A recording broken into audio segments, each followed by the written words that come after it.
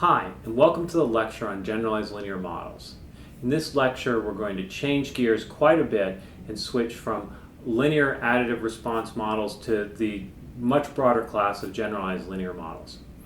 These models take care of some instances that linear models might struggle with, but maybe at the expense of some of the nicety and the mathematical neatness that exist for linear models. Before I begin talking about generalized linear models, I'd like to review a little bit about linear models and maybe some of their benefits and tough spots.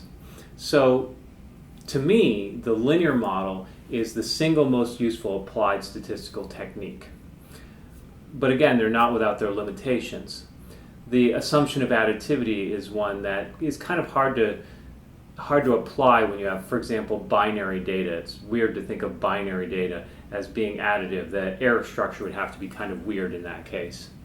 In addition, if your data is strictly positive, then having additive Gaussian errors presents a problem because that allows for positive mass on negative values. Now that may not be a problem, and I often say that it's not a problem to have strictly positive data where the errors look Gaussian and there's just very low probability down towards negative values. That's often okay. But on the other hand, if the normal distribution is putting a lot of positive probability on negative values, even though you know your response has to be positive, then that's problematic for your model. On the other hand, you might try a transformation. Common transformation when your outcome has to be strictly positive is to take the natural log of it. Natural log is, to me, in my mind, perhaps the most interpretable transformation possible. Putting that one to the side, lots of other transformations that are available to try to make our data more normal, such as for binomial data, people often will take a so-called arcsine square root transformation. That often destroys a large amount of interpretability of our model coefficients, which is a real problem. The log transformation, I would say, is in a class of its own, and in many ways can make the coefficients more interpretable. So we'll discuss that separately. There's another reason to perhaps approach generalized linear models rather than doing a transformation of the outcome or to approximate things with a linear model it's just nice and pleasant to have a model on the scale in which the data was recorded without having a transformation, and that really honors the known assumptions about the data. So if we have binary data, a model that really honors the fact that the data is binary, and really doesn't require us to transform it, it has a lot of kind of pleasantness to it, and it sort of makes a lot of internal sense.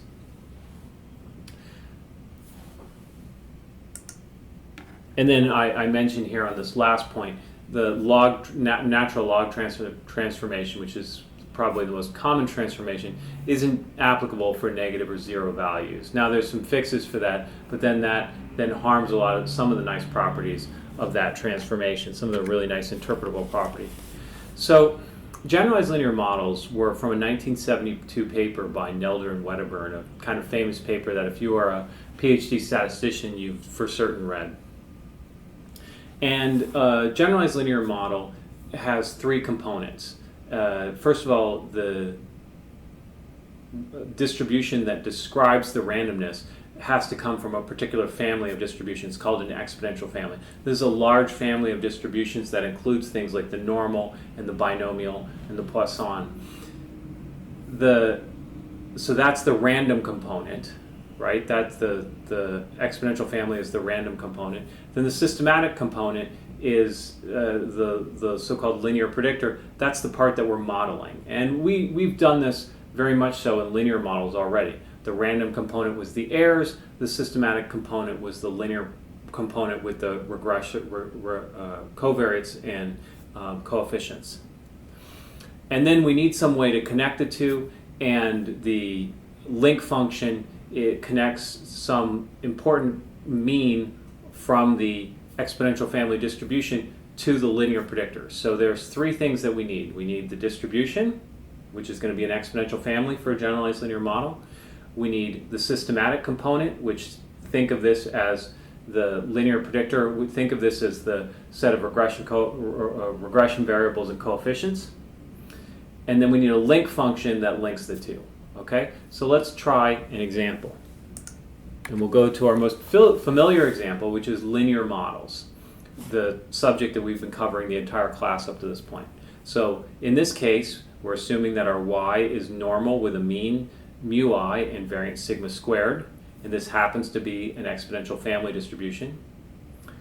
And then we're going to define the linear predictor, this eta I, okay, to be the collection of covariates, x's, times their coefficients, beta. Okay? And in this case, our link function is just going to be the identity link function. It just says that the mu from the normal distribution is exactly this collection, this sum of covariates and coefficients.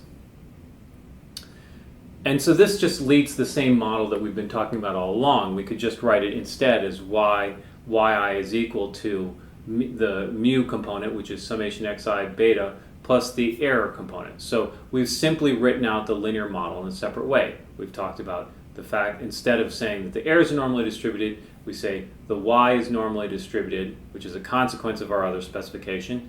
We specify a linear predictor kind of separately, okay, and then we just connect the mean from the normal distribution to the linear predictor. And you might think this seems like a crazy thing to do when just writing it out as an additive sum with additive errors seems like such an easy thing to do. But as we move over to different settings like the Poisson and the binomial setting, it'll be quite a bit more apparent why we're doing this. So let's take, in my mind, perhaps the most useful variation of generalized linear models, logistic regression. So in this setting, we have data that are 0, 1, so binary. And so it doesn't make a lot of sense to assume they come from a normal distribution. So the the only distribution available to us for coin flips for 0 or 1 outcomes is the so-called Bernoulli distribution.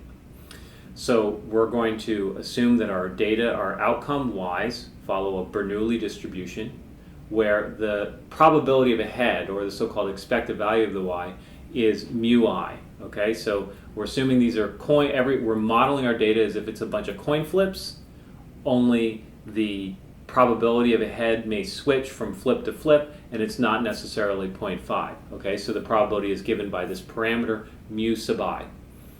The linear predictor is still the same. It's just the sum of the covariates times the times their coefficients.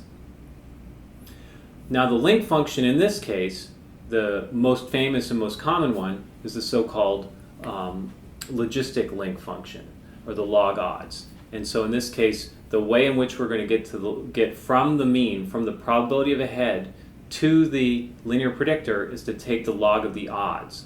So the odds are the probability over 1 minus the probability. So in this case, we've written it as mu over 1 minus mu. And we're going to take the natural logarithm of it.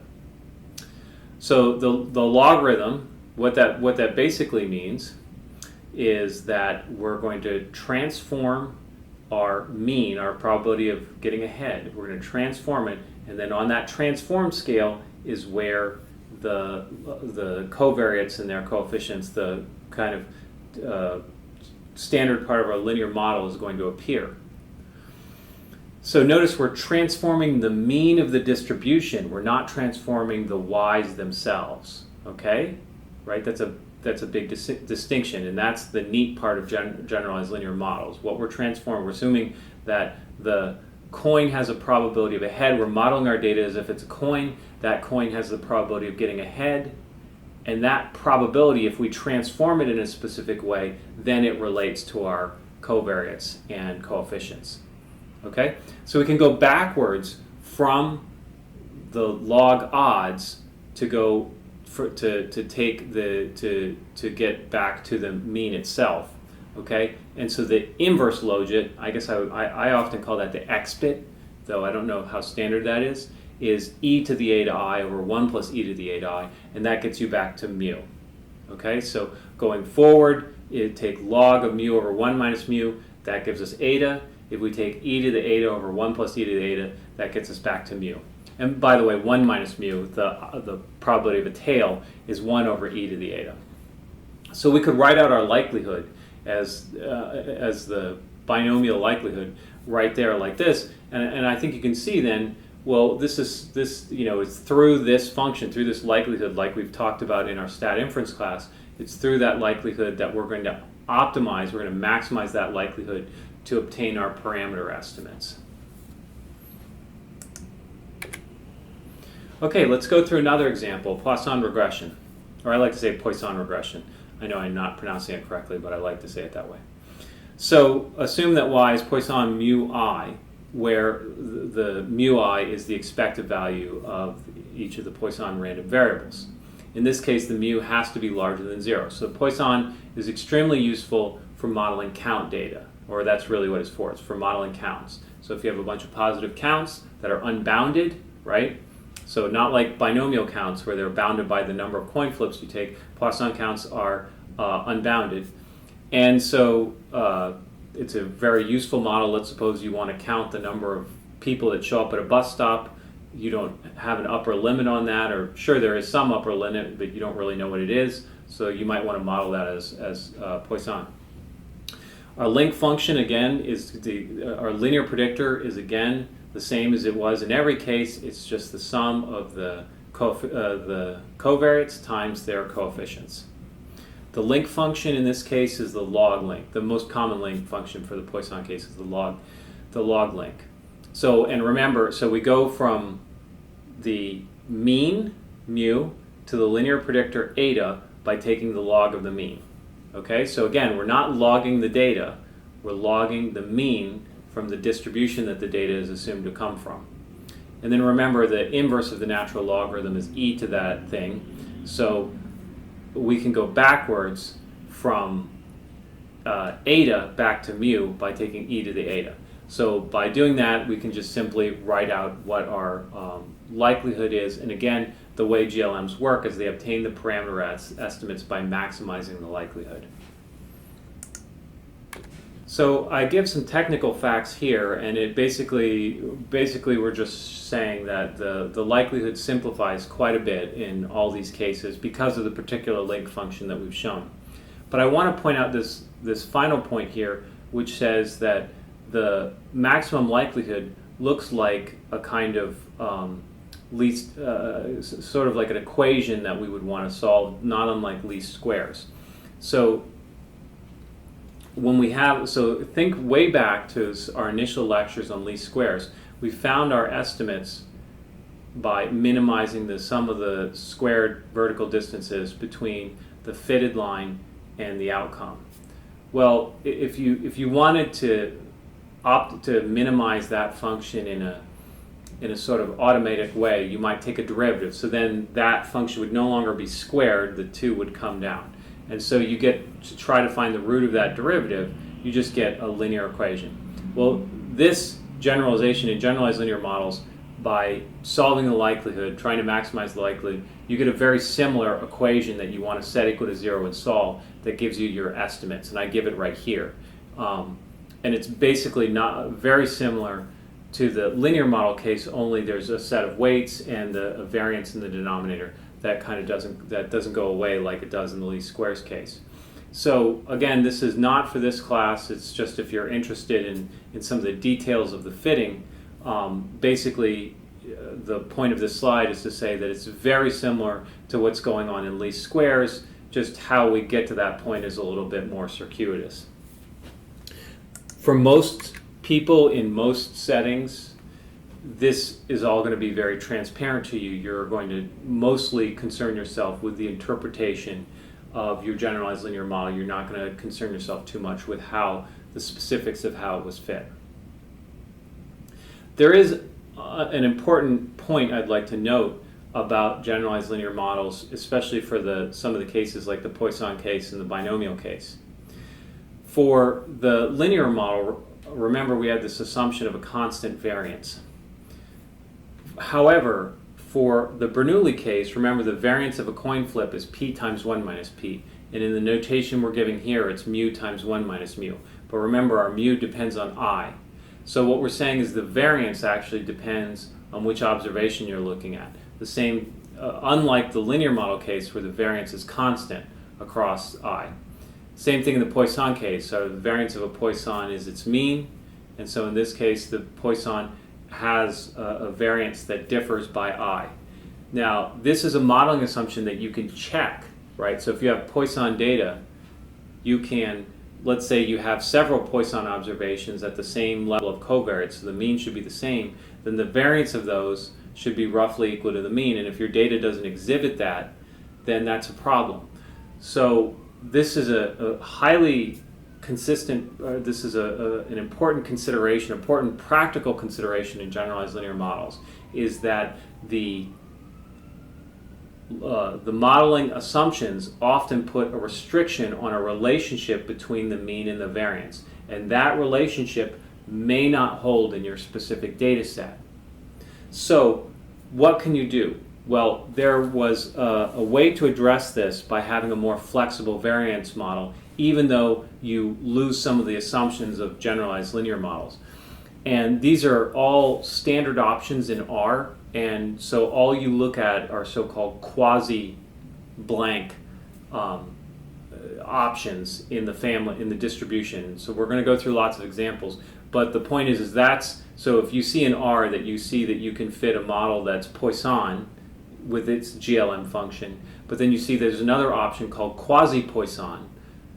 The same thing with binomial. You see an option where you fit binomial, but then you see another option where it's quasi-binomial. What that's referring to is a slightly more flexible variance model in case your data doesn't adhere to the GLM variance structure.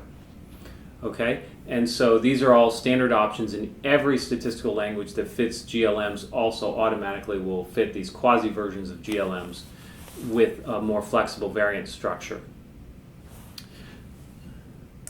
And I actually give the equation that it's trying to solve in order to get the fancier, more flexible variance structure.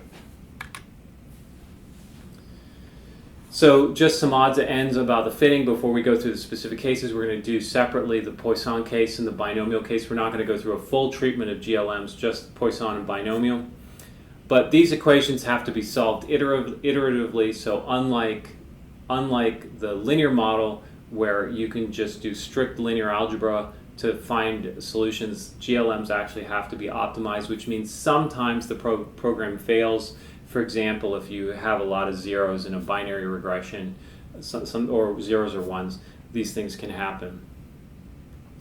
But other than that, then I think most of the analysis should be pretty familiar to us. If we want to get our predicted response, we're just going to take our coefficients, our estimated coefficients beta hat, multiply them times our regressors, and that will give us our predicted response. Now, notice this is going to be on the logit scale if you're doing, for example, logistic regression, or the log scale if you're doing Poisson regression. So you'll have to convert it back to the natural scale if you want it to be on the same scale as the original data. So if you're modeling coin flips and you get your coefficients and your regression coefficients and out, and you come up with predicted response, those will be on the logit scale. And if you want them to be back on the scale of the coin flip, the 0 or 1, between 0 or 1, you're going to need to take an inverse logit. And again, we're going to go through a lot of examples. I just want to outline these facts before we do the examples. The coefficients are interpreted very similarly to the way that our coefficients were interpreted in linear regression. They're the expected change in the change in the expected response per unit change in the regressors, holding the other regressors constant. The only difference is now this interpretation is done on the scale of the linear predictor. So in the binomial case, it's on the scale of the logit. On the Poisson case, it's on the scale of the log mean, and so on. So it's a slightly more complicated interpretation, but again, we are gaining the benefit of modeling our data naturally on its own scale, and we haven't had to transform the outcome at all.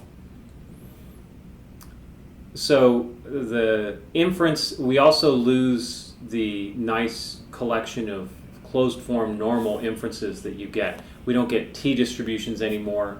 We don't, and so. But largely this is transparent. There's a body of mathematics that has where statisticians and mathematicians have figured out what the right distributions are to compare all the coefficients from the output of your GLM to, in order to get things like the p-values. And all of those are going to be tested. Our hypothesis tests for the coefficients are just going to be tested and interpreted in the same way as in our linear regression. Just the background that's going on is a little bit harder. One thing I would say, though, is all of these results are based on asymptotics, which means that they require larger sample sizes.